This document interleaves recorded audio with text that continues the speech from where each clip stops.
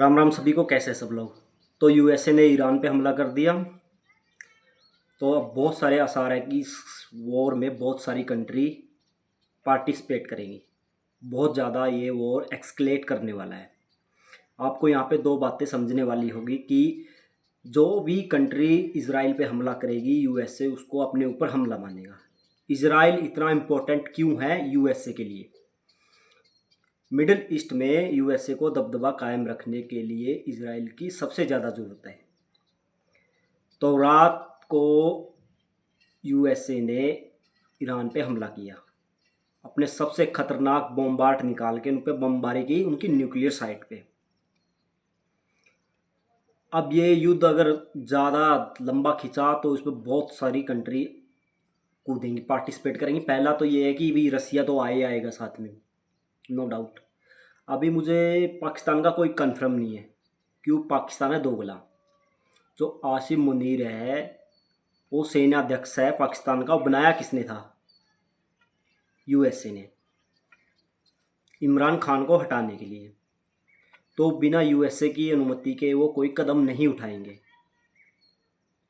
ना ही वो कोई न्यूक्लियर वेपन यूज़ करेंगे। ईरान और पाकिस्तान की दुश्मनी बहुत समय पहले से है, शिया और सुन्नी की, इसलिए वो कभी ईरान की हेल्प नहीं करेंगे। क्योंकि पाकिस्तान की जो आर्मी है या उसकी अर्थव्यवस्था है वो चलती है यूएसए के दिए हुए भीख पे। वो कभी इसमें पार्टिसिपेट नहीं करेंगे।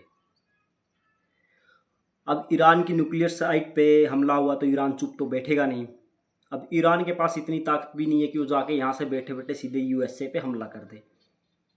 वो अपना गुस्सा निकालने के लिए इजराइल पे हमला करेंगे। अगर इजराइल पे हमला हुआ तो आपको पता फिर यूएसए फिर बमबारी करेगा। तो इसमें आम लोगों का बहुत ज़्यादा नुकसान होगा। हम तो भगवान से ये प्रे करते कि भी जंग ना ही हो तो ठीक है।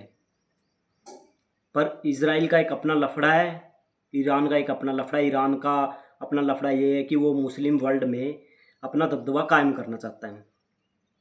इजराइल का अपना ये है कि वो अपने अस्तित्व बचाने के लिए युद्ध करता है।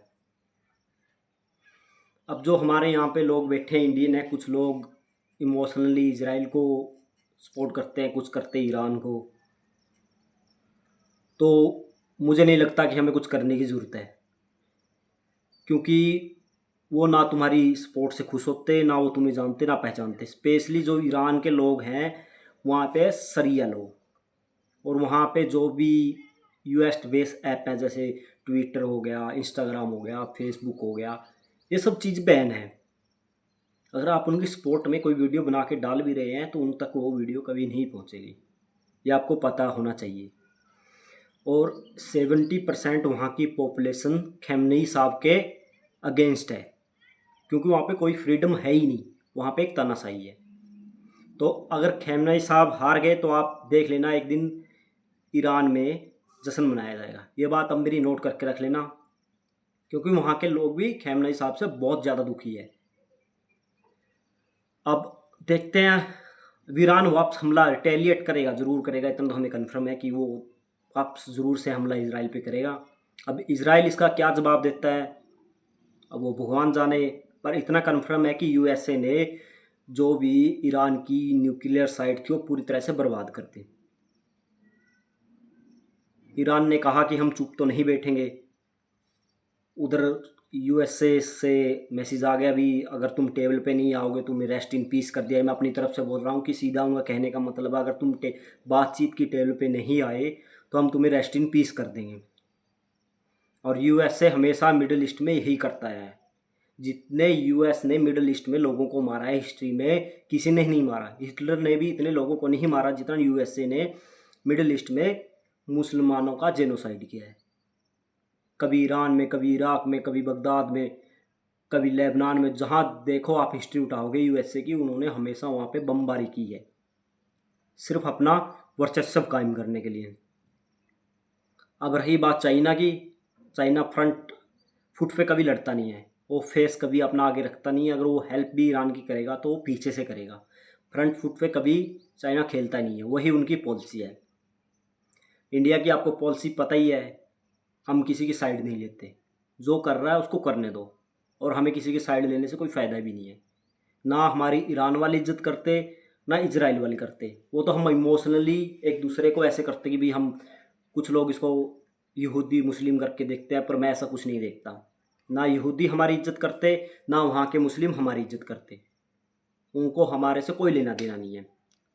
वो युद्ध करे कुछ करे, मैं तो ये चाहता हूँ भी युद्ध होना। हमारी तो फर्स्ट प्रायोरिटी है कि भाई युद्ध होना। अब युद्ध तो हो गया, अब ज़्यादा और एक्सलेट ना करे, ये ज़्यादा बढ़े ना कि अब इराक भी कूदे इसमें, वहाँ पे लेबनान भी कूदे, तो बहुत ज़्यादा खून खराबा होगा। क्योंकि अगर एक ही कंट्री है जो सब मिलके किस पे हमला करेंगी, इसराइल पे।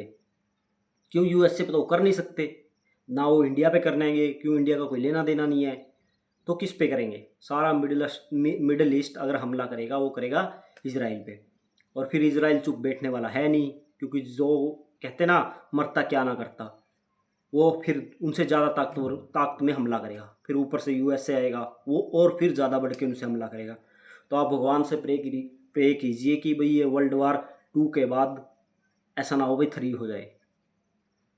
इसमें आम लोगों का ही खून बहेगा, किसी का कुछ नहीं जाता।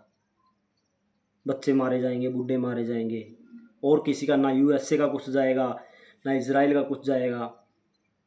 मारे जाएंगे आम लोग। ईरान के भी आम लोग मारे जाएंगे, इसराइल के भी आम लोग मारे जाएंगे। गाजा में आपने हाल देख लिया।